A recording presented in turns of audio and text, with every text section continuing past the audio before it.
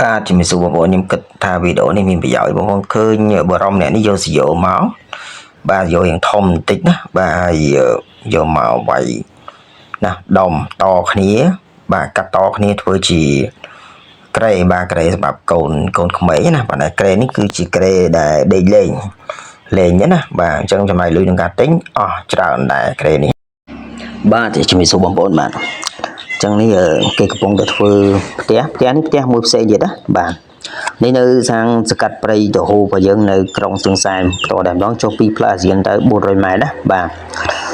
អញ្ចឹងគាត់គ្រាន់តែទិញស៊ីយ៉ូពីផ្សារមកស៊ីយ៉ូនេះបាទយកមកកាត់តតាមខ្នែងហ្នឹងបង្កើតទៅជាក្រេដេសម្រាប់កូនក្មេងបាទតែម្ដងហើយយើងរួចថ្លៃបាទទិញសម្ភារៈនេះបើយើងទិញมันចន្លោះមិន